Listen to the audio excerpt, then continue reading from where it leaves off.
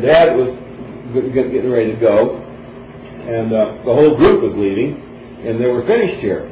And so she said, I said, well, what's happening now? You know, am I going to have more Pleiadians? He says, no, you'll have no more Pleiadian contacts in this life that we know of. Maybe occasionally we'll say hello or something from some distance.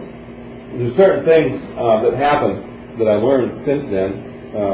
She did come back one night a year later and stand in a bush behind me up here at top of the world because I was depressed, you know, after having gone 20 years without, you know, and then nothing, you know, it's kind of depressing. So she came back and stood in the bushes and talked to me up there at the top of the world. But that was a little bit of a surprise. But other than that, I mean, no real things are going on, and that's very rare that something like that would happen.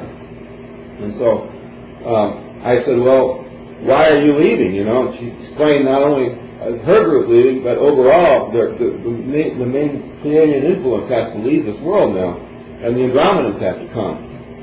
And I knew that the Andromedans, I'd read about them in Paul Hernandez, who was Potrero's right-hand man in Mexico. And I had an interface with Potrero several years ago when he was the king of Mexico, or he was the governor, the president of Mexico. I'd had direct interface with him, so I could relate to John Hernandez, who's #1 nuclear scientist, being abducted by an Andromedan group. They physically took him away in a ship after he spent several years with one of the other Andromedan people. So I had a feel for what they were about. And I know that I'd seen in Wendell Stevens' book, if you take a picture of one of them, that you just get looks like a cocoon of light. You don't see the physical features, even though they are human. So I knew a little bit about them. And so when the hour came, I was kind of getting ready for them. You know, it was like a new experience.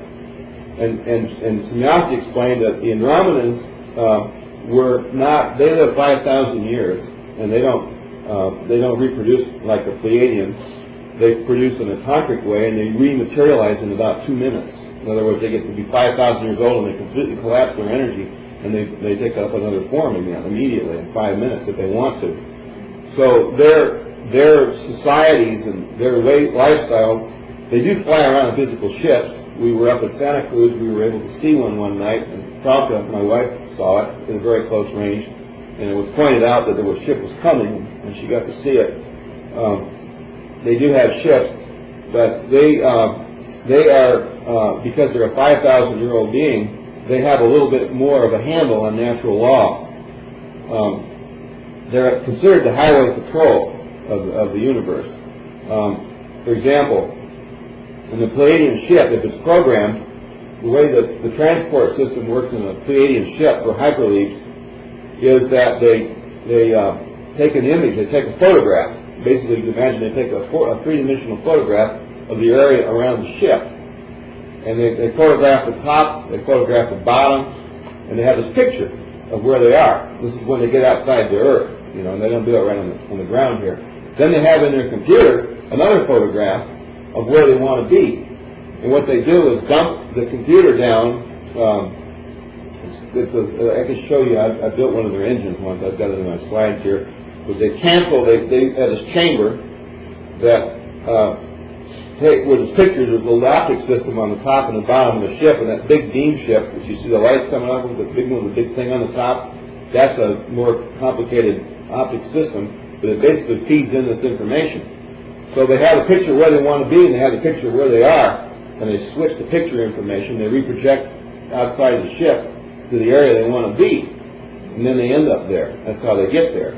Okay, and it's a science that they developed because their worlds are their suns are within a light year of one another. Over at she comes from a sun called Tagada, which is only a light year from another sun. On Era, you see two suns. You see one bright sun and one small sun. It's really pretty, and the hydrogen atom is the same as it is here, except they got flowers that, you know how our sunflowers open and close. They have flowers that turn and face the two suns and change color during the day.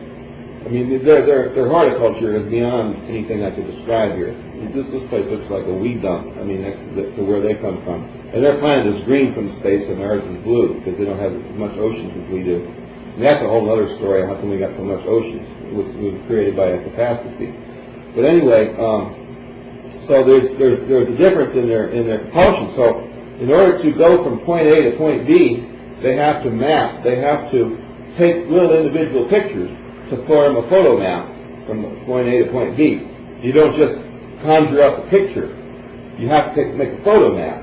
So first they made a photo map using a normal ion propulsion system, no speed of light overdrive stuff, and they took pictures of their whole neighborhood over there. And then they started to assemble these pictures. And then they started to do theoretical picture taking to make bigger and bigger leaps. And that's how they started leaping around. Okay? A lot of times when they get so far out in their explorations, they conjure up a picture of what they think because they've seen it from different angles of where they want to go, but the picture isn't quite right, and that's how they die. Okay? That's a Pleiadian death. Boom, they dematerialize forever. They're gone, they're history. And eventually they'll come back. Or frequencies will come back, but who knows when. That's when they get lost. They don't even know when they come back into their society, and their computers can't find them anywhere. That's why I built the time machine, because Samantha told me, you better get lost in time before you get lost in space. If you get lost in time and space simultaneously, you'll never find your way back. And that's some of the big picture.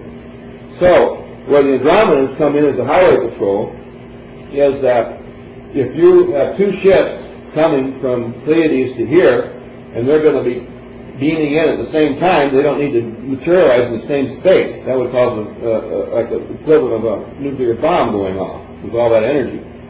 So the Andromedans map out energy highways, or I call them electric highways, and keep all the synchronicity of all the ship travel in these sectors from banging and having crashes into each other and stuff. Okay? Now the Greys, they don't really pay much attention. They're a little bunch of pesky little assholes, like they're running around the universe without driver's licenses half the time. And so they're constantly having crashes like they do up here at New Mexico. They're getting bumped into, they're getting destroyed. The Pleiadian, if a Grey gets in front of a Pleiadian, they'll blow them right out of the sky if they have to, They give them a warning. The Andromedans, there's photographs taken by NASA, I've seen some of them, of ships firing on each other in space, taken from the Apollo missions. Oh yeah, actual dogfights. That's something like that here. And so the Andromedans regulate all this, The Andromedans travel in motherships. They travel in huge ships when they move around. We're talking major-sized ships. First time I ever saw, and the Andromedans, Pleiadians don't like to be seen by people. And because when they're seen by people, then they're recognized when they're on the streets or something. Because they'll come down here for 2 or 3 hours sometimes, and they don't want to be recognized or captured. The government has already captured a bunch of them and put them in deep freeze at Wright-Patterson.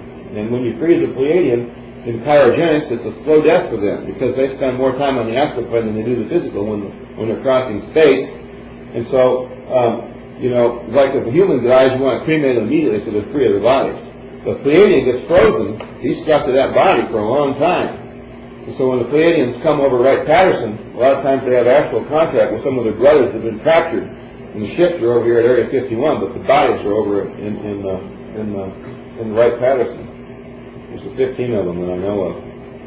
So one of these days those bodies have to be destroyed, and the Andromedans will come in and do that. Pleiadians are still friendly enough race where they won't rush in to Wright-Patterson and rescue and destroy the bodies. Obviously they've been frozen, they have to be destroyed, that frees them, but they will not do that. They're that friendly, they're that peaceful. But these are some of the kinds of things that go on.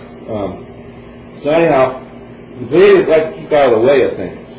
And the reason they got captured is because the Greys, when they armed some of our missiles were armed with warheads, were armed with antimatter generators, which he was talking about, and fired on from military jets into Pleiadian ships, and they brought them down.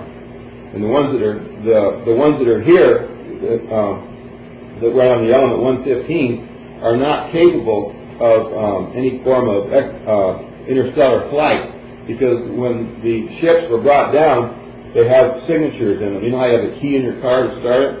Well, they have signatures that are only part of the pattern of the pilot. And so if anything happens to the pilot, these signatures destroy themselves. They blow up.